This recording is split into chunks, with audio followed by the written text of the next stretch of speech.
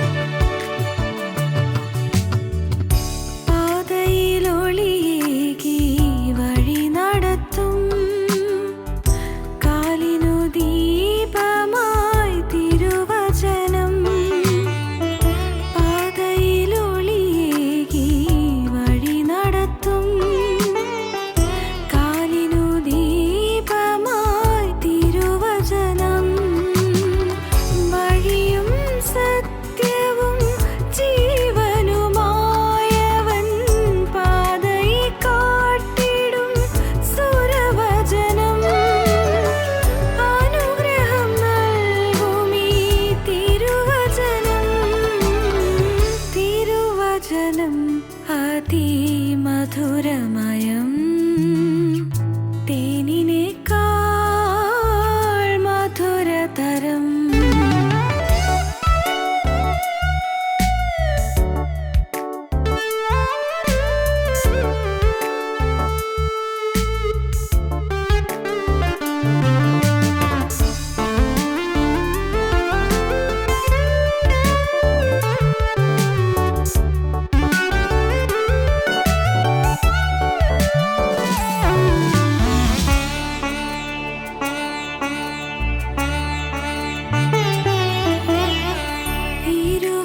തലയുള്ള വാളിനേക്കാളും മൂർച്ചയേറുന്നതാം തിരുവചനം.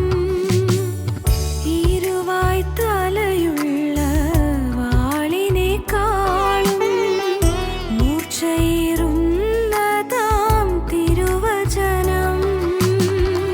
സന്ധികളെ പോലും തുളച്ചിടും വചനം,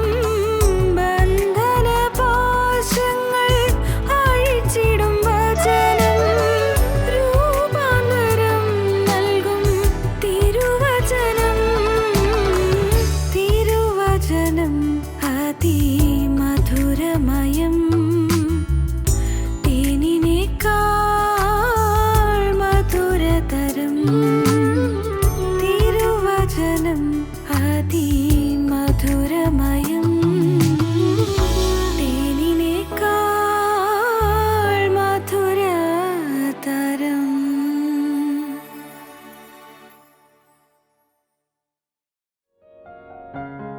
ഞങ്ങളും ക്രൂശിക്കപ്പെട്ട ക്രിസ്തുവിനെ പ്രസംഗിക്കുന്നു. ദൈവ തിരുനാമത്തിൻ്റെ മഹത്വം ഉണ്ടാകട്ടെ. വെളിപ്പാട് പുസ്തകം 2-ാം അധ്യായത്തിൽ എഫേസോസ് സഭയ്ക്കുള്ള ദൂത്, സ്മുർന സഭയ്ക്കുള്ള ദൂത്, പെർഗമോ സഭയ്ക്കുള്ള ദൂത്, തുയത്തൈര സഭയ്ക്കുള്ള ദൂത്, അങ്ങനെ 4 സഭകൾക്കുള്ള ദൂതാണ് 2-ാം അധ്യായത്തിൽ വെളിപ്പാട് പുസ്തകത്തിൽ രേഖപ്പെടുത്തിയിരിക്കുന്നത്. ആ സഭയ്ക്കുള്ള ദൂത് എന്ന് പറയുന്നത് സഭയുടെ നായകനായി സഭയെ നടത്തുന്ന, സഭയുടെ ഇടയനായിരിക്കുന്ന ആളോടാണ് പറയുന്നത്. അത് ദൂതൻ എന്നാണ് പറയുന്നത്. സഭയുടെ ദൂതൻ, സഭയുടെ ഇടയനായി ജനത്തെ നടത്തിക്കൊണ്ടിരിക്കുന്ന ആ ദൈവദാസൻ ആരായാലും ആളോടാണ് കർത്താവ് നേരിട്ട് സംസാരിക്കുന്നത്, സഭയുടെ ദൂതനോട്. നാം ഓരോരുത്തരും ദൈവത്തിൻ്റെ പക്കൽ നിന്ന് വചനം ചോദിച്ച് വാങ്ങിച്ച്, യാചിച്ച് വാങ്ങിച്ച് ജനത്തിന് കൊടുക്കേണ്ടതാണ്. നാം ഓരോരുത്തരും, നിങ്ങൾ ഓരോരുത്തരും ഓരോ കുടുംബത്തിലാണല്ലോ, കുടുംബത്തിൻ്റെ നായകന്മാരുണ്ടാകും, അല്ലെങ്കിൽ കുടുംബനായകന്മാരുടെ മക്കളുണ്ടാകും. നിങ്ങൾ ഓരോരുത്തരും ദൈവത്തിൽ നിന്ന് വചനം ചോദിച്ച് വാങ്ങിച്ച്, യാചിച്ച് വാങ്ങിച്ച് നിങ്ങൾ വീട്ടിലുള്ളവർക്ക് നിങ്ങൾ കൊടുക്കണം, നിങ്ങളുടെ സ്വന്തം മക്കൾക്ക് കൊടുക്കണം, മക്കളുടെ മക്കൾക്ക് കൊടുക്കണം, നിങ്ങളുടെ ഭാര്യയ്ക്ക് കൊടുക്കണം, അല്ലെങ്കിൽ ഭർത്താവിന് കൊടുക്കണം. നിങ്ങൾ പരസ്പരം നിങ്ങൾ വചനത്തിൻ്റെ ആ മധുരിമ ആസ്വദിക്കാൻ തക്കവണ്ണം എല്ലാവർക്കും നിങ്ങൾ വിതരണം ചെയ്യണം. സഭയുടെ ദൂതൻ എന്ന് പറയുന്ന സഭയുടെ ഇടയനാണ്, സഭയുടെ നേതാവാണ്, സഭയെ നയിക്കുന്നയാളാണ്. എഫേസസ് സഭയ്ക്കുള്ള ദൂതിൽ നാം കണ്ടു, നിൻ്റെ ആദ്യ സ്നേഹം വിട്ടുകളഞ്ഞു എന്ന് ഒരു കുറ്റം നിന്നെക്കുറിച്ച് പറയുവാനുണ്ട്. ആദ്യ സ്നേഹം നഷ്ടപ്പെട്ടു പോയി, വളരെ ഗൗരവമേറിയ കാര്യമാണ്. അതുകൊണ്ട് ആദ്യ സ്നേഹത്തിലേക്ക് മടങ്ങി വരിക, നീ മാനസാന്തരപ്പെടുക എന്നാണ് പറയുന്നത്. രണ്ടാമത്തത് സ്മർണ സഭയ്ക്കുള്ള ദൂതിൽ അവിടെ പറയുന്നു, നിങ്ങൾക്ക് ചിലതെല്ലാം സഹിക്കേണ്ടതായിട്ടുണ്ട്, കുറേയേറെ കാര്യങ്ങൾ നിങ്ങൾക്ക് സഹിക്കേണ്ടതുണ്ട്. പക്ഷേ നിങ്ങൾ പേടിക്കേണ്ട, ഒരു നിശ്ചിത സമയത്തേക്ക് നിങ്ങൾക്ക് ഉപദ്രവം ഉണ്ടാകുകയുള്ളൂ. പീഡയുണ്ടാകും, 10 ദിവസത്തേക്ക് നിങ്ങൾക്ക് ഉപദ്രവം ഉണ്ടാകും. 10 ചക്രവർത്തിമാർ, റോമൻ സാമ്രാജ്യം ഭരിച്ചുകൊണ്ടിരുന്ന 10 ചക്രവർത്തിമാരുടെ കാലമാണോ അത് എന്ന് നമുക്കറിയാൻ പാടില്ല. അതായിരിക്കാം എന്ന് വേദവ്യാഖ്യാതാക്കൾ പറയുന്നുണ്ട്. എന്തായാലും നിങ്ങൾക്ക് ഉപദ്രവം ഉണ്ടാകും, വലിയ പീഡയുണ്ടാകും, ഒരു പീഡിത സഭയായി നിങ്ങൾ തീരും. പക്ഷേ ഒരു കാര്യം, നിങ്ങൾ പേടിക്കേണ്ട, മരണപര്യന്തം വിശ്വസ്തരായി നിന്നാൽ മാത്രം മതി. മരണപര്യന്തം വിശ്വസ്തരായിരിക്കുക, എന്നാൽ ഞാൻ ജീവകിരീടം നിങ്ങൾക്ക് തരും. മൂന്നാമത്തെ സഭയാണ് പെർഗമോ സഭ. പെർഗമോ സഭയ്ക്കുള്ള ദൂതാണ് നാം ഇപ്പോൾ ചിന്തിച്ച് വരുന്നത്. പെർഗമോ സഭയ്ക്കുള്ള ദൂത് നമുക്ക് വായിക്കാം. 12-ാം വാക്യം മുതൽ വായിക്കാം. പെർഗമോസിലെ സഭയുടെ ദൂതനെ എഴുതുക. മൂർച്ചയേറിയ ഇരുവായ്ത്തലവാളുള്ളവൻ അരുളി ചെയ്യുന്നത്, നീ എവിടെ പാർക്കുന്നുവെന്നും അത് സാത്താൻ്റെ സിംഹാസനം ഉള്ളയിടമെന്നും ഞാൻ അറിയുന്നു. ദൈവത്തിന് സ്തോത്രം. പെർഗമോ സഭയ്ക്കുള്ള ദൂതിൽ ദൈവത്തിൻ്റെ പരിശുദ്ധാത്മാവ് വ്യക്തമായി പറയുകയാണ്, നീ എവിടെയാണ് പാർക്കുന്നതെന്ന് എനിക്കറിയാം. സാത്താൻ്റെ സിംഹാസനമുള്ള ഇടമാണത്, പിശാച് സിംഹാസനം ഇട്ടിരിക്കുന്ന സ്ഥലമാണത്. നിൻ്റെ നാട്ടിൽ, നിൻ്റെ സഭയിൽ, നിൻ്റെ ആത്മീയ ജീവിതത്തിൽ സാത്താൻ സിംഹാസനം ഇട്ടിരിക്കുന്നു, പിശാച് സിംഹാസനം ഇട്ടിരിക്കുന്നു. തുടർന്ന് വായിക്കുമ്പോൾ കാണുന്നത്, ആ പെർഗമോസ് സഭ വിഗ്രഹാരാധനയെ പ്രോത്സാഹിപ്പിച്ചു. വിഗ്രഹാരാധന, അന്നത്തെ ഏറ്റവും പരിഷ്കൃതമായൊരു നഗരമായിരുന്നു പെർഗമോസ് സഭ സ്ഥിതി ചെയ്യുന്ന ആസ്ഥാനം. ആ സ്ഥലത്ത്, ആ പരിഷ്കാരവും വിദ്യാഭ്യാസവും എല്ലാം ഉയർന്നു നിൽക്കുന്ന ആ സ്ഥലത്ത് അന്ന് നാടിൻ്റെ കേന്ദ്രമായിരുന്നു പെർഗമോസ്. അവിടെ വിഗ്രഹാരാധന കൊടികുത്തി വാണിരുന്നു. വിഗ്രഹാരാധന എന്താണ്? ഈ വിഗ്രഹാരാധന, ഇന്ന് അനേകം ആളുകൾ ഇന്നും വിഗ്രഹാരാധികളാണ്. നാം ഒരു കല്ലിനെ പൂജിക്കുന്നില്ല, നാം ഒരു മരത്തെ പൂജിക്കുന്നില്ല, അല്ലെങ്കിൽ ഏതൊരു വിഗ്രഹത്തെ ഉണ്ടാക്കി വെച്ച് പൂജിക്കുന്നില്ല. പക്ഷേ നാം ശരിയായിട്ട് മനസ്സിലാക്കിയാൽ നാം ഓരോരുത്തരും വിഗ്രഹാരാധികളാണ്. വിഗ്രഹാരാധികൾ. പഴയ തഴക്കങ്ങൾ മാറിയിട്ടില്ല, പഴയ ശീലങ്ങൾ മാറിയിട്ടില്ല, പഴയ സമ്പ്രദായങ്ങൾ മാറിയിട്ടില്ല, പഴയ ധാരണകൾ മാറിയിട്ടില്ല. എന്താണ് പറഞ്ഞത്? ഇന്ന് അനേകം അന്ധവിശ്വാസങ്ങൾ സഭയിൽ വ്യാപിച്ചുകൊണ്ടിരിക്കുന്നു. അന്ധവിശ്വാസങ്ങൾ, അബദ്ധജടിലമായ ആചാരങ്ങൾ സഭയിൽ വ്യാപിച്ചുകൊണ്ടിരിക്കുന്നു. ഇന്ന് ഞാൻ ഓർക്കുന്നു, ഇന്ന് അനേകരും ചില വഴിപാടുകൾ കഴിക്കുന്നത് ചില താൽക്കാലിക കാര്യങ്ങൾക്ക് വേണ്ടിയാണ്. താൽക്കാലികമായ ചില കാര്യങ്ങൾക്ക് വേണ്ടി, എന്തെങ്കിലും മോന് രോഗം മാറണം, അല്ലെങ്കിൽ മോൾക്ക് അസുഖം മാറണം, അല്ലെങ്കിൽ മോൻ്റെ വിവാഹം നടക്കണം, മോളുടെ വിവാഹം നടക്കണം, അതല്ലെങ്കിൽ മറ്റേതെങ്കിലും കാര്യങ്ങൾ, എന്തെല്ലാം ഓരോ കാര്യങ്ങളുണ്ടല്ലോ. ഇങ്ങനെയുള്ള കാര്യങ്ങൾക്കെല്ലാം ദൈവസേനയിൽ വഴിപാട് കഴിക്കുന്നു. ദൈവം അതെല്ലാം ചെയ്യുമെന്നാണ് വിചാരിക്കുന്നത്. ദൈവം അതൊന്നും ചെയ്യില്ല എന്ന് ഞാൻ പറയുകയില്ല, പക്ഷേ അതിനുവേണ്ടിയുള്ള വഴിപാടുകൾ ദൈവം സ്വീകരിക്കുകയില്ല. ദൈവത്തിന് വഴിപാട് എന്ന് പറയുന്നത് വാസ്തവത്തിൽ തന്നെ വഴിപാടായി അർപ്പിക്കുന്നതാണ്. സാക്ഷാത്തായ സമർപ്പണം. ഞാൻ എന്നെ തന്നെ വഴിപാടായി അർപ്പിക്കുകയാണ്, എന്നെ തന്നെ യാഗമായി അർപ്പിക്കുകയാണ്, ദൈവസേനയിലേക്ക് വഴിപാടായി അർപ്പിക്കുകയാണ്. പള്ളിയിലെ കുരിശു തൊട്ടിയിലെ ചുറ്റും മെഴുകുതിരി കത്തിച്ച് വയ്ക്കുന്നത് വലിയ അനുഗ്രഹമാണെന്നാണ് വിചാരിക്കുന്നത്. ആ മെഴുകുതിരി കത്തിക്കുന്നത് തെറ്റാണെന്ന് ഞാൻ പറയുകയില്ല. പക്ഷേ ഓർക്കണം, ഇതൊന്നും ദൈവസേനയിലുള്ള വഴിപാടല്ല. അതൊന്നുമല്ല വഴിപാട്. പള്ളിയിലേക്ക് ഇതേക്കുറിച്ച് രൂപ കൊടുക്കുന്നു, അല്ലെങ്കിൽ പരിദാസം നടത്തുന്നതിന് അച്ഛന് രൂപ കൊടുക്കുന്നു, അല്ലെങ്കിൽ ഏതെങ്കിലും ഗൗരിസദായിയുടെ ശ്രാദ്ധം നടത്തുന്നതിന്, അതിന് ഊട്ട് നടത്തുന്നതിന് രൂപ കൊടുക്കുന്നു. അങ്ങനെ കുറച്ച് ഒരു ആഹാരം ചിലർക്ക് തയ്യാറാക്കി കൊടുക്കുന്നു. 3 വയതുങ്ങളുടെ നേർച്ച, എവിടെയെങ്കിലും 3 കൊച്ചുങ്ങളെ കൊണ്ടുവന്ന് അവർക്ക് ആഹാരം കൊടുക്കുന്നു. പ്രിയപ്പെട്ടവരെ, ഇതൊന്നും വാസ്തവത്തിൽ അതൊന്നുമല്ല നേർച്ച. സാക്ഷാത്തായ നേർച്ച എന്താണ് നേർച്ച? എന്താണ് വഴിപാട്? നമ്മിൽ പലരും അനേകം അന്ധവിശ്വാസങ്ങൾ, മൂഢവിശ്വാസങ്ങൾ കുടുങ്ങിക്കിടക്കുകയാണ്. മൂഢവിശ്വാസങ്ങൾ, അതുതന്നെയാണ് വിഗ്രഹാരാധന എന്ന് പറയുന്നത്. എന്താണ് നമുക്ക് നോക്കാം. വേദപുസ്തകം പറയുന്നു, നമുക്ക് നോക്കാം. ആവർത്തന പുസ്തകത്തിൽ 18-ാം അധ്യായത്തിൻ്റെ 9-ാം വാക്യം മുതൽ വായിക്കൂ. ആവർത്തനം 18-9 മുതൽ. നിന്റെ ദൈവമായ യഹോവ നിനക്ക് തരുന്ന ദേശത്ത് എത്തിയ ശേഷം അവിടുത്തെ ജാതികളുടെ മ്ലേച്ഛതകൾ നീ പഠിക്കരുത്. ജാതികളുടെ മ്ലേച്ഛതകൾ നീ പഠിക്കരുത്. ജാതികളുടെ മ്ലേച്ഛതകളാണ് ഇന്ന് പോലെ ക്രിസ്ത്യാനികൾ ചെയ്തുകൊണ്ടിരിക്കുന്നത്. ജാതികളുടെ മ്ലേച്ഛത. മുഹൂർത്തം നോക്കുക, ശകുനം നോക്കുക, ലക്ഷണം നോക്കുക, മുഖലക്ഷണം നോക്കുക, ഇങ്ങനെ അനേകം കാര്യങ്ങൾ നാം ഇന്ന് അനുഷ്ഠിച്ചുകൊണ്ടിരിക്കുകയാണ്. അതിലെല്ലാം വിശ്വാസമുണ്ട്. രാഹുകാലം നോക്കുക, രാഹുകാലത്തിലൊക്കെ നല്ല വിശ്വാസമുണ്ട്. ഏതെങ്കിലും ഒരു ലക്ഷണവിദ്യക്കാരനെ കൊണ്ട്, അല്ലെങ്കിൽ ജ്യോത്സ്യനെ കൊണ്ട് വീടിന് സ്ഥാനം കാണുക, അല്ലെങ്കിൽ പറമ്പിൽ എവിടെയാണ് കിണർ കുത്തേണ്ടതെന്ന് സ്ഥാനം കാണുക, ഇതെല്ലാം വാസ്തവത്തിൽ മൂഢമായ ആചാരങ്ങളാണ്. കൊച്ചിനെ കോതമംഗലം പള്ളിയിൽ കൊണ്ടുപോയി മുക്കുക, അല്ലെങ്കിൽ പരുമല പള്ളിയിൽ കൊണ്ടുപോയി മുക്കുക എന്നൊരു വലിയ അനുഗ്രഹമായിട്ട് ചിന്തിക്കുന്ന അനേകം ക്രിസ്ത്യാനികളുണ്ട്.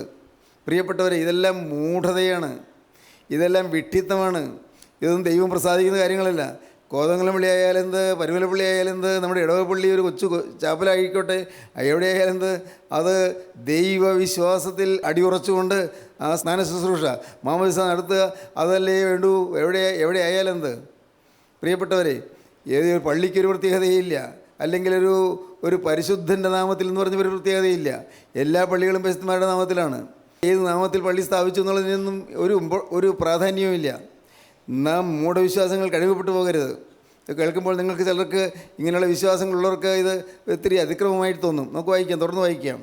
തൻ്റെ മകനെയോ മകളെയോ അഗ്നിപ്രവേശം ചെയ്യിക്കുന്നവൻ, മകനെയോ മകളെയോ അഗ്നിപ്രവേശം ചെയ്യിക്കുന്നവൻ, ഹോമം കഴിക്കുന്നത് പോലെ തീ ഉണ്ടായിട്ട് മകനെയോ മകളെയോ അതിലേക്ക് തള്ളിവിടുന്നു. അത് ദൈവത്തിന് പ്രസാദമാണെന്ന് ചിന്തിക്കുന്നത്. അഗ്നിപ്രവേശം ചെയ്യിക്കുന്നവൻ പ്രശ്നക്കാരൻ, പ്രശ്നം നോക്കുന്നു. പ്രശ്നക്കാരൻ, മുഹൂർത്തക്കാരൻ, മുഹൂർത്തം നോക്കുന്നു. മുഹൂർത്തക്കാരൻ, ആഭിചാരകൻ, മന്ത്രവാദം, ആഭിചാരകൻ, ക്ഷുദ്രക്കാരൻ, അത് മന്ത്രവാദം തന്നെ. ക്ഷുദ്രക്കാരൻ, മന്ത്രവാദി, വെളിച്ചപ്പാട് തുള്ളുക. എന്നിട്ട് വെളിച്ചപ്പാട് തുള്ളിക്കൊണ്ട് വാള് ചുഴറ്റിക്കൊണ്ടെന്നെല്ലാമോ വിളിച്ചു പറയുന്നു വെളിച്ചപ്പാടൻ. ഏതാണ്ട് അബോധാവസ്ഥയിൽ വേറൊരു ഭൂതം അയാളുടെ മുകളിൽ കയറിക്കൊണ്ടെന്നെല്ലാമോ വിളിച്ചു പറയുന്നു. ഇതൊന്നും വിശ്വാസികളായ ക്രിസ്ത്യാനികൾ, വിശ്വാസികൾക്ക് ചേർന്നതല്ല. ഇതെല്ലാം അന്ധവിശ്വാസങ്ങളാണ്. പിന്നെ ലക്ഷണം പറയുന്നു, കൈരേഖ നോക്കുന്നു, അല്ലെങ്കിൽ മുഖലക്ഷണം പറയുന്നു. ലക്ഷണം പറയുന്നവൻ അഞ്ജനക്കാരൻ മഷിയിട്ട് നോക്കുക. ഒരു പേന കാണാതെ പോയി, എവിടെയാണ് അതിന് മഷിയിട്ട് നോക്കുക. അതിൽ കുറേ രൂപ കാണാതെ പോയി, അതിന് മഷിയിട്ട് നോക്കുക.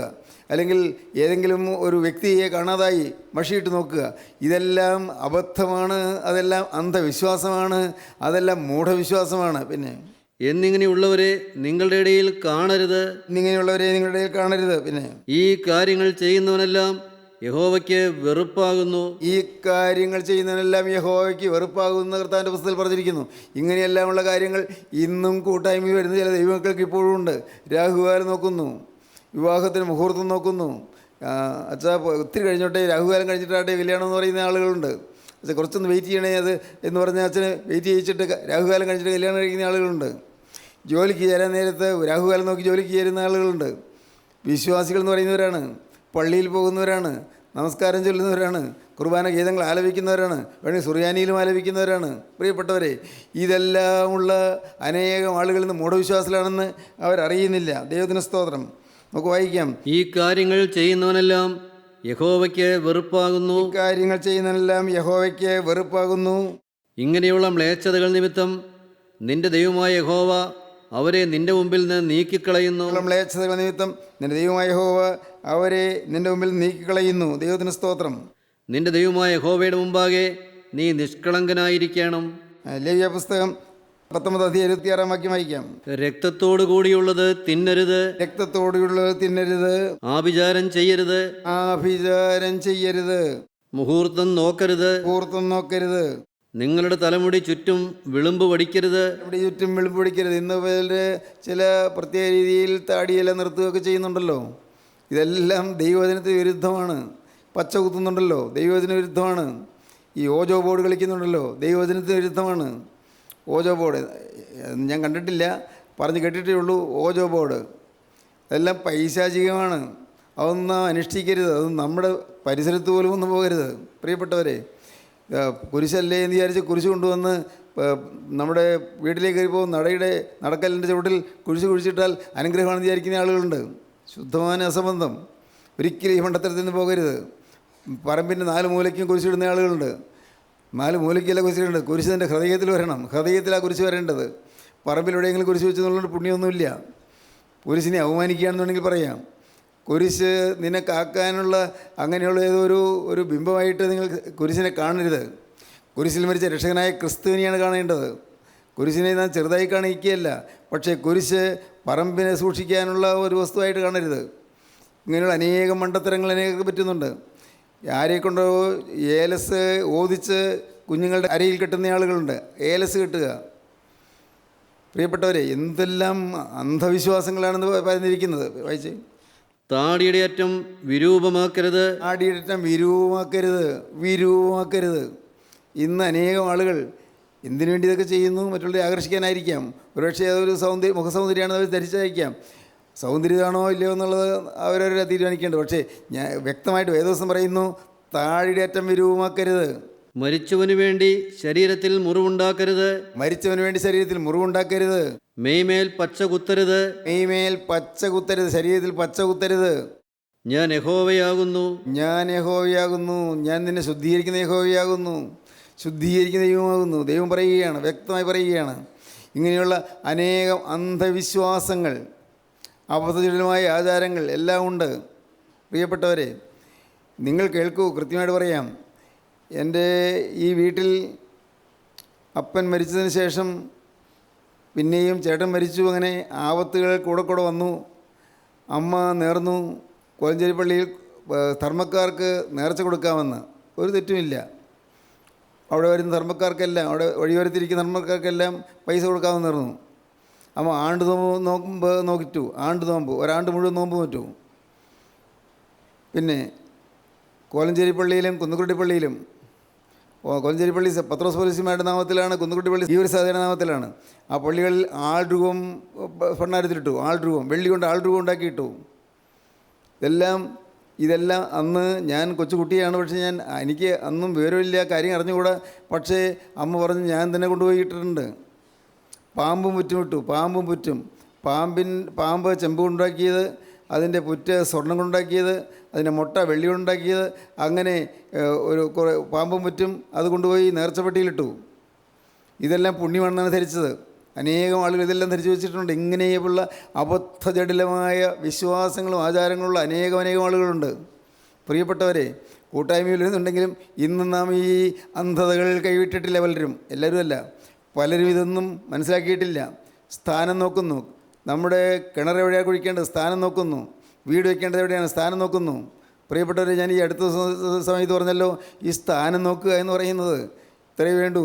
ഒരു നല്ല ഒരു എഞ്ചിനീയറെ കൊണ്ടുവന്ന് വേണമെങ്കിൽ കാറ്റ് കിട്ടുന്ന സ്ഥലം എവിടെയാണ്, കുറച്ചുകൂടി വെളിച്ചം കിട്ടുന്ന സ്ഥലം ഏതാണ്, ഇതൊക്കെ നോക്കി പെരവയ്ക്കുക എന്നുള്ളതല്ലാതെ, നിങ്ങളുടെ സൗകര്യമുള്ള സ്ഥലത്ത് പെരവയ്ക്കുക എന്നുള്ളതല്ലാതെ, ചിലർ അത് എന്തെങ്കിലും കുട്ടികൾക്ക് രോഗം വരുമ്പോഴേക്കും വിചാരിക്കുന്നു, അല്ലെങ്കിൽ ഭാര്യയ്ക്ക് ഭർത്താവിന് രോഗം വരുമ്പോൾ വിചാരിക്കുന്നു ഇവിടെ എന്തോ കുഴപ്പമുണ്ട്, ഈ വീടിന് ചില ഭാഗങ്ങൾ പൊളിച്ച് കളഞ്ഞാലേ പറ്റൂ, അതുകൊണ്ട് ആ ഭാഗം പൊളിച്ച് കളഞ്ഞാലേ വീടിൻ്റെ അനുഗ്രഹം കിട്ടുകയുള്ളൂ, അല്ലെങ്കിൽ ഇന്നടുത്ത ഒരു മുറിയും കൂടെ പണിതാലേ അനുഗ്രഹം കിട്ടുകയുള്ളൂ എന്ന് വിചാരിച്ച് മണ്ടത്തരം ചെയ്യുന്ന ആളുകളൊക്കെ ഉണ്ട്. ഞാനീ പറയുന്നത് വിപ്ലവമൊന്നുമല്ല പറയുന്നത്, വിപ്ലവമല്ല, സത്യമാണ്. പ്രിയപ്പെട്ടവരെ, അബദ്ധങ്ങൾ കുടുങ്ങിപ്പോകരുത്. വിഗ്രഹാരാധന, വിഗ്രഹസേവ, ദൈവത്തിന് സ്തോത്രം. അങ്ങനെ നാം വിഗ്രഹസേവ വിട്ട് നിൽക്കാനാണ് ദൈവത്തിൻ്റെ ആത്മാവ് പറയുന്നത്. പെർഗമോസിലെ സഭയ്ക്ക് വിഗ്രഹാരാധന ഉണ്ടായിരുന്നു. പെർഗമോസിലെ സഭയ്ക്ക് വലിയൊരു അബദ്ധമായിപ്പോയി. എന്നാൽ സാക്ഷാൽ വിഗ്രഹം എന്ന് പറഞ്ഞാൽ എന്താണ്? ഞാനീ പറഞ്ഞ കാര്യങ്ങളല്ല, വേറൊന്നുണ്ട്. പണം വിഗ്രഹമായിട്ടുള്ള ആളുകളുണ്ട്. പണമേ ശരണം, വേറെ വേണ്ടതിനൊന്നുമില്ല. മദ്യപിക്കില്ല, പുകവലിക്കില്ല, കഞ്ചാവില്ല, വെറിക്കൂത്തുകളില്ല, ചീട്ടുകളി സംഘങ്ങളിൽ പോവുകയില്ല. പക്ഷേ പണം അതുമാത്രമാണ് ജീവിതത്തിൻ്റെ വ്രതമെന്ന് വിചാരിക്കുന്ന ആളുകളുണ്ട്. പണം സ്വരുക്കൂട്ടി വയ്ക്കുന്നു. ആർക്ക് വേണ്ടി? ആർക്ക് അനുഭവിക്കാൻ വേണ്ടി? നമുക്ക് വായിക്കാം 39-ാം സങ്കീർത്തനം 4-ാം വാക്യം മുതൽ. ധനം സമ്പാദിക്കുന്നു, ആരനുഭവിക്കുന്നു അറിയുന്നില്ലെന്ന് പറഞ്ഞാണ് ആ വാക്യം തീരുന്നത്. വായിക്കാം. യഹോവേ, എൻ്റെ അവസാനത്തെയും എൻ്റെ ആയുസ് എത്ര എന്നതിനെയും എന്നെ അറിയിക്കണമേ. എൻ്റെ അവസാനത്തെയും എൻ്റെ ആയുസ് എത്ര എന്നതിനെയും എന്നെ അറിയിക്കണമേ. ഞാൻ എത്ര ക്ഷണികനെന്ന് ഞാൻ അറിയുമാറാകട്ടെ. ഇതാ നീ എൻ്റെ നാളുകളെ 4 വിരൽ നീളമാക്കിയിരിക്കുന്നു. എൻ്റെ ആയുസ് നിന്റെ മുമ്പാകെ ഏതുമില്ലാത്തതുപോലെ ഇരിക്കുന്നു. ഏതു മനുഷ്യനും ഉറച്ചു നിന്നാലും ഒരു ശ്വാസമത്രേ. മനുഷ്യരൊക്കെയും വെറും നിഴലായി നടക്കുന്നു നിശ്ചയം. അവർ വ്യർത്ഥമായി പരിശ്രമിക്കുന്നു നിശ്ചയം. അവൻ ധനം സമ്പാദിക്കുന്നു, ആരനുഭവിക്കുമെന്ന് അറിയുന്നില്ല. പ്രിയപ്പെട്ടവരെ, ഓർത്തുകൊള്ളണം, നമ്മുടെ ജീവിതത്തിൽ ഇഹത്തിലേക്ക് നാം വന്നപ്പോൾ ഒന്നും കൊണ്ടുവന്നില്ല. ഇവിടെ പോകുമ്പോൾ ഒന്നും കൊണ്ടുപോവുകയുമില്ല. നാം ഈ പണത്തിന് വേണ്ടി വഴക്ക് കൂടുന്നതും പണത്തിന് വേണ്ടി വാശി പിടിക്കുന്നതും എല്ലാം തെറ്റാണ്. അപ്പൻ ഭാഗം വെച്ച് തന്നപ്പോൾ എനിക്ക് കുറഞ്ഞു പോയി എന്ന് പറഞ്ഞ് മത്സരിക്കുന്ന മക്കളുണ്ട്. ചേട്ടന് കൂടുതൽ കൊടുത്തു, എനിക്ക് കുറച്ചേ തന്നുള്ളൂ എന്ന് പറഞ്ഞ് അപ്പനോട് മത്സരിക്കുന്ന മക്കളുണ്ട്. അപ്പൻ കടന്നു പോകുന്നതിന് മുമ്പ് അപ്പൻ എല്ലാം വീതം വെച്ച് തന്നു, ശരിയാണ്. പക്ഷേ ഒരബദ്ധം, എൻ്റെ ആങ്ങളമാർക്കെല്ലാം കൊടുത്തു, എനിക്ക് വേണ്ടതുപോലെ തന്നില്ല എന്ന് പറയുന്ന പെൺമക്കളുണ്ട്. പണത്തിൻ്റെ അടിമയാണ്. പ്രിയപ്പെട്ടവരെ, ഒരു കാര്യം വ്യക്തമായി പറഞ്ഞു തരാം. ഭാഗം വയ്ക്കുമ്പോൾ നിങ്ങൾ ഓർത്തുകൊള്ളണം, എവിടെ കുറഞ്ഞ ഭാഗം കിട്ടുന്നുണ്ടോ അവിടെ അധികം താമസിയാതെ വളർച്ച തുടങ്ങും, അവർ ഉയർന്നു വരും. അപ്പം ഭാഗം വെച്ചപ്പോൾ ഒരു പക്ഷഭേദം കാണിച്ചാണ് ഭാഗം വെച്ചതെങ്കിൽ, അല്പം കുറവായി വന്നെങ്കിൽ അവിടെ ദൈവത്തിന് അനുഗ്രഹം വരും, അവിടെ ഉയർന്നു വരും ദൈവത്തെങ്കിൽ തിരിഞ്ഞാൽ. ദൈവത്തിന് സ്തോത്രം. പ്രിയപ്പെട്ടവരെ, ഇന്നും ഇങ്ങനെയുള്ള ചിന്താഗതികൾ വെച്ച് പുലർത്തുന്ന ആളുകളുണ്ട്. ചേട്ടാനിയന്മാർ തമ്മിൽ വഴക്കുള്ള ആളുകളുണ്ട്. കാരണം എന്താ, എനിക്ക് കുറച്ച് കിട്ടിയത് ചേട്ടനാണ് കൂടുതൽ കൊടുത്തത്, അല്ലെങ്കിൽ അനിയനാണ് കൂടുതൽ കൊടുത്തത്, തറവാട്ടിലുള്ള അനിയനാണ് കൂടുതൽ കൊടുത്തതെന്നൊക്കെ പറഞ്ഞ് മത്സരിക്കുന്ന ആളുകളുണ്ട്. ഇതെല്ലാം തെറ്റാണ്. കൂട്ടത്തിൽ ഒന്നുകൂടെ പറയാം, നിങ്ങൾ ഒരു പ്രായമായി കഴിഞ്ഞാൽ നിങ്ങൾ എല്ലാം മക്കൾക്ക് വീതിച്ചു വയ്ക്കണം, എല്ലാം നിങ്ങൾ എഴുതി വയ്ക്കണം. അത് ഇത് മരിച്ചതിന് ശേഷം പിന്നീട് മക്കൾ തമ്മിൽ തർക്കം ഉണ്ടാകേണ്ട വരരുത്. അപ്പൻ ജീവിച്ചിരിക്കുമ്പോൾ തന്നെ, അപ്പനും അമ്മയും ജീവിച്ചിരിക്കുമ്പോൾ തന്നെ എല്ലാം മക്കൾക്കായി വിഭാഗിച്ചു വയ്ക്കണം. ഒരു വിൽപ്പത്രം എഴുതി വെച്ചാൽ മതി, അതില്ലെങ്കിൽ തീർ കൊടുത്താൽ മതി. പക്ഷേ നിങ്ങൾ അപ്പനും അമ്മയും താമസിക്കുന്ന ആ വീടും അതിൻ്റെ ചുറ്റുപാടുകളും അത് നിങ്ങളുടെ കാലം വരെയും നിങ്ങളുടെ സ്വാതന്ത്ര്യത്തിലായിരിക്കണം എന്നും കൂടി എഴുതി വയ്ക്കണം. നിങ്ങളല്ലെങ്കിൽ എല്ലാ മക്കൾക്ക് കൊടുത്തു എന്ന് പറഞ്ഞ് പിന്നീട് നിങ്ങൾ വഴിയാധാരമാകേണ്ട വരരുത്. അതുകൊണ്ട് നിങ്ങൾ എഴുതി വയ്ക്കുമ്പോൾ, മരണത്തിന് മുമ്പ് എഴുതി വയ്ക്കുമ്പോൾ, മരിക്കുന്നതെന്ന് അറിയാൻ പാടില്ലല്ലോ, അതുകൊണ്ടൊരു പ്രായമായി കഴിഞ്ഞാൽ എഴുതി വയ്ക്കുമ്പോൾ വ്യക്തമായി എഴുതി വയ്ക്കുകയും അപ്പൻ്റെയും അമ്മയുടെയും കാലശേഷം മാത്രമേ ആ ഭാഗത്തിന് മക്കൾക്ക് അധികാരം ഉണ്ടാവുകയുള്ളൂ, ക്രയവിക്രയാവകാശം ഉണ്ടാകുകയുള്ളൂ എന്ന് എഴുതി വയ്ക്കുകയും ചെയ്യണം. ദൈവത്തിന് സ്തോത്രം. അനേകം കുടുംബങ്ങൾ വലിയ ബന്ധനത്തിലും വലിയ വഴക്കിലും പിണക്കത്തിലുമായി തീരുന്നതിന് കാരണം അത് വേണ്ട സമയത്ത് ഭാഗം വെച്ചില്ല എന്നുള്ളതാണ്. ദൈവത്തിന് സ്തോത്രം. പ്രിയപ്പെട്ടവരെ, വീണ്ടും പറയട്ടെ, ഭാര്യ അവൾ സ്ത്രീധനം വേണ്ടതുപോലെ കൊണ്ടുവന്നില്ല എന്ന് ഇന്നും ഭാര്യയോട് വാദിക്കുന്ന ചെറുപ്പക്കാരല്ല, പ്രായമായവരും. അപ്പൻ്റെ അടുക്കൽ നിന്ന് കിട്ടിയത് പോരാ എന്ന് പറയുന്ന പെൺമക്കളുണ്ട്. പെൺമക്കൾ വാസൽ പാവങ്ങൾ അപ്പനോട് ഇനി തന്നത് മതി എന്നുള്ള വിചാരത്തിൽ ഇരിക്കുന്നവരാണെങ്കിലും കെട്ടിയവർ, ആ പെൺമക്കളെ വിവാഹം കഴിച്ചവർ, അവർ കിട്ടിയത് പോരാ എന്ന് പറയുന്നവരുണ്ട്. പിന്നെയും ആ പാവം സ്ത്രീയെ പീഡിപ്പിക്കുന്നവരുണ്ട്, ആ പാവം സ്ത്രീയെ കഷ്ടപ്പെടുത്തുന്നവരുണ്ട്. അവൾ എന്തു ചെയ്യും? അവൾക്കറിയാം അപ്പൻ അനുഭവിക്കുന്ന യാതനയും വേദനയും ദുരിതവും ദാരിദ്ര്യവും. പൈസയില്ല, വിൽപ്പന നടത്തി എന്തെങ്കിലും കൊടുക്കാമെന്ന് വിചാരിച്ചാൽ അതിനുമുള്ള പോംവഴികളില്ല, അതിനുള്ള വസ്തുവകയുമില്ല. പിന്നെ എന്തു ചെയ്യും? കിട്ടിയത് പോരാ എന്നാണ് പറയുന്നത്. ദൈവത്തിന് സ്തോത്രം. പെണ്ണിനെ കെട്ടിച്ചു വിട്ട് ഒരു ആദ്യത്തെ പ്രസവത്തിൻ്റെ സമയത്ത് പ്രസവം കഴിഞ്ഞ് വരുമ്പോഴേക്കും കുറേ പെട്ടിയും കട്ടിലും ആഭരണങ്ങളും എല്ലാം കൂടെ കൊണ്ടുവരണമെന്ന് ആഗ്രഹിക്കുന്ന ഭർത്താവിൻ്റെ ഭർത്താവുമുണ്ട്. ഇതെല്ലാം തെറ്റാണ് പ്രിയപ്പെട്ടവരെ. ഒന്നും അക്കരയ്ക്ക് കൊണ്ടുപോകില്ലല്ലോ. നിങ്ങൾ ഇതെല്ലാം വിഗ്രഹമാണെന്ന് മനസ്സിലാക്കണം. ഈ ചിന്താഗതികളെല്ലാം വിഗ്രഹാരാധനയാണ്, വിഗ്രഹങ്ങൾ. നീ ഓർത്തു നോക്കൂ, നിങ്ങൾ ചിന്തിക്കൂ, നിങ്ങളുടെയൊക്കെ ജീവിതത്തിൽ തെറ്റുകൾ സംഭവിക്കുന്നുണ്ടോ എന്ന് ചിന്തിക്കൂ. ഏതെങ്കിലും കാര്യത്തിൽ നിങ്ങൾക്ക് വീഴ്ച വന്നിട്ടുണ്ടോ? ഇരുന്ന് കരയണം പ്രിയപ്പെട്ടവരെ, ഇരുന്ന് അനുഭവിക്കണം. ദൈവത്തിന് സ്തോത്രം. ദൈവസന്നിധിയിൽ ഇരുന്ന് കരയണം. കർത്താവേ, തെറ്റുകൾ പറ്റിപ്പോയല്ലോ, അബദ്ധം പറ്റിപ്പോയല്ലോ. അങ്ങനെ എന്തെങ്കിലും കാര്യത്തിൽ തെറ്റ് പറ്റിയവരുണ്ടെങ്കിൽ ഭാര്യയോട് മാപ്പ് ചോദിക്കണം. ഭർത്താവ് ഭാര്യയെ പീഡിപ്പിച്ചവരെ ഭാര്യയോട് മാപ്പ് ചോദിക്കണം. അമ്മായിപ്പനെയോ അമ്മായിയമ്മയോ വിഷമിപ്പിച്ചവർ ആ അമ്മായിപ്പൻ്റെ അമ്മായിയമ്മയുടെ അടുക്കൽ ചെന്ന് മാപ്പ് ചോദിക്കണം. മരുവൻ മാപ്പ് ചോദിക്കണം. ദൈവത്തിന് സ്തോത്രം. ഹൃദയത്തിൽ നിന്ന് കലുഷിത കളയണം. ഇനി പറയുന്നതൊക്കെ നിങ്ങൾക്ക് മനസ്സിലാകുന്നില്ലേ? ലളിതമായ കാര്യങ്ങളല്ലേ ഞാൻ പറയുന്നത്. നിങ്ങളുടെ ജീവിതത്തിൽ വിശുദ്ധിയിൽ നിലനിൽക്കണമെങ്കിൽ അനേകം കാര്യങ്ങൾ ഇനിയും ചെയ്യേണ്ടിയിരിക്കുന്നു. വിഗ്രഹമാലിന്യങ്ങൾ വരരുത്. ദൈവത്തിന് സ്തോത്രം. യെശയ്യാപ്രവചനം 47 അധ്യായത്തിൻ്റെ 12 വാക്യം വായിക്കൂ. നീ ബാല്യം മുതൽ അധ്വാനിച്ച് ചെയ്യുന്ന നിന്റെ മന്ത്രവാദങ്ങൾ കൊണ്ടും ക്ഷുദ്രപ്രയോഗങ്ങളുടെ പെരുപ്പം കൊണ്ടും ഇപ്പോൾ നിന്നുകൊള്ളുക. മന്ത്രവാദം കൊണ്ടും ക്ഷുദ്രപ്രയോഗങ്ങളുടെ പെരുപ്പം കൊണ്ടും ഇപ്പോൾ തൽക്കാലം നിന്നുകൊള്ളൂ. പക്ഷേ ഫലിക്കും. പക്ഷേ നീ പേടിപ്പിക്കും. നിന്റെ ആലോചന ബാഹുല്യം കൊണ്ട് നീ വലഞ്ഞിരിക്കുന്നു. ആലോചനാബോധം, അനേക കാര്യങ്ങൾ ഇങ്ങനെ ആലോചിച്ച് കൂട്ടി ഇങ്ങനെ സ്വരുക്കൂട്ടി മനസ്സിൽ മന്ത്രങ്ങളെല്ലാം ജപിച്ച് അതുകൊണ്ട് നീ തന്നെ പ്രയാസപ്പെടേണ്ടി വരും. പിന്നെ ജ്യോതിഷക്കാരും നക്ഷത്രം നോക്കുന്നവരും നിനക്ക് വരുവാനുള്ള മാസാന്തരം അറിയിക്കുന്നവരും ഇപ്പോൾ എഴുന്നേറ്റ് നിന്നെ രക്ഷിക്കട്ടെ. ആര്? ജ്യോതിഷക്കാർ, ജ്യോത്സ്യന്മാർ. ജ്യോതിഷക്കാരും നക്ഷത്രം നോക്കുന്നവരും, ഏത് നക്ഷത്രത്തിൽ ജനിച്ചത്? ആയില്യ നക്ഷത്രം, ഓ രക്ഷയില്ല. ഏത് നക്ഷത്രം? മകൻ നക്ഷത്രം, രക്ഷയില്ല. എവിടെയാണ്? പൂരാട നക്ഷത്രം, അയ്യോ രക്ഷയില്ല. ഇങ്ങനെയൊക്കെ പറയുന്ന ചില മന്ത്രവാദികളുണ്ട്, അല്ലെങ്കിൽ ജ്യോത്സ്യന്മാരുണ്ട്.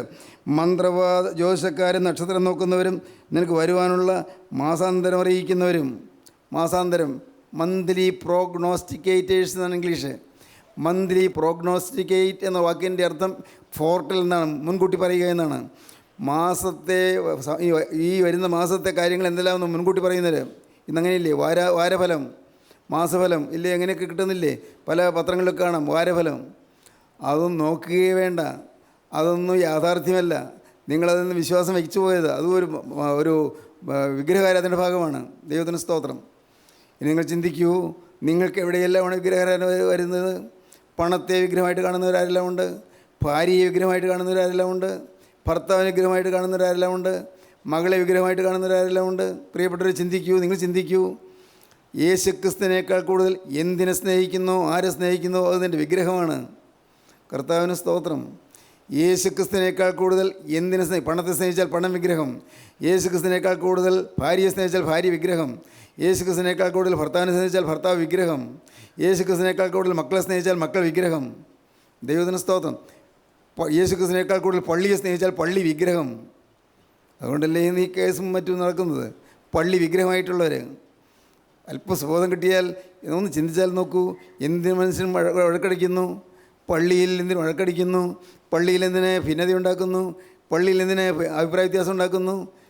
കർത്താവിനെ നമസ്കരിച്ചാൽ പോരെ, കർത്താവിനെ ആരാധിച്ചാൽ പോരെ? ഇന്ന് അനേകം കുടുംബങ്ങൾ തകർന്നു കിടക്കുന്നു. ദൈവത്തിന് സ്തോത്രം. കർത്താവിൻ്റെ വലിയ നാമമഹത്വപ്പെടട്ടെ. ഓർക്കൂ, നിങ്ങളുടെ ജീവിതത്തിൽ പെർഗമോസഭയ്ക്ക് വന്നതായ വലിയ കെടുതി നിങ്ങളുടെ ജീവിതത്തിൽ വരാതിരിക്കാൻ ഇന്ന് ഇത് കേട്ടുകൊണ്ടിരിക്കുമ്പോൾ തന്നെ നിങ്ങളുടെ ജീവിതം കർത്താവിന് ഫലമേൽപ്പിച്ചുകൊണ്ട് കർത്താവിനോട് പറയണം, കർത്താവേ, വിഗ്രഹാർപ്പിതങ്ങൾ എൻ്റെ ജീവിതത്തിൽ വരികയില്ല, വിഗ്രഹസേവ എൻ്റെ ജീവിതത്തിൽ വരികയില്ല, വിഗ്രഹ പൂജ എൻ്റെ ജീവിതത്തിൽ വരികയില്ല. നഷ്ടപ്പെട്ട കാലങ്ങളിനോട് ക്ഷമിക്കണമേ കർത്താവേ, പാഴായി പോയ കാലങ്ങളിനോട് ക്ഷമിക്കണമേ. പ്രാർത്ഥിക്കൂ പ്രിയപ്പെട്ടവരെ. ദൈവത്തിന് സ്തോത്രം. ജീവൻ്റെ ഉടയനായ ഞങ്ങളുടെ വാഴ്ത്തപ്പെട്ട കർത്താവേ, നിത്യപരിശുദ്ധനായ നിത്യനായ ദൈവമേ, അവിടുത്തെ പാതപിടുത്തെങ്കിലേക്ക് വന്ന ഞങ്ങളുടെ അടിയങ്ങളെല്ലാവരെയും അവിടെ തൃക്കരം തൊട്ട് അനുഗ്രഹിക്കണമേ എന്ന് പ്രാർത്ഥിക്കുന്നു. തിരക്തത്താൽ ഞങ്ങൾക്ക് മുദ്ര അണിയിക്കണമേ എന്ന് പ്രാർത്ഥിക്കുന്നു. കർത്താവേ, ഞങ്ങളുടെ ജീവിതത്തിലെ പൈശാചിക ബാധകളും ബന്ധനങ്ങളെല്ലാം അകന്ന് യേശുവിനെ സത്യത്തിലും ആത്മാവിൽ ആരാധിപ്പാൻ ഞങ്ങൾക്ക് ഭാഗ്യം തരണമെന്ന് പ്രാർത്ഥിക്കുന്നു. കർത്താവ് എല്ലാവരെയും അനുഗ്രഹിക്കണമേ. ഈ നിന്റെ മക്കളെല്ലാവരും കർത്താവ് അവിടുത്തെ രണ്ടാമത്തെ വരവിൽ പറന്നുയരുന്ന വിശുദ്ധന്മാരുടെ നിര നിൽപ്പാൻ എല്ലാവരെയും ഒരുക്കണമേ, യോഗ്യരാക്കി തീർക്കണമേ, തിരുനാമം മഹത്വപ്പെടുത്തണമേ. യേശു ക്രിസ്തുവിൻ്റെ പരിശുദ്ധമായ നാമത്തിൽ പ്രാർത്ഥിക്കുന്നു. കുറയോടെ കേൾക്കണമേ. ആമീൻ. ഹല്ലേലൂയ. ദൈവത്തിന് സ്തോത്രം.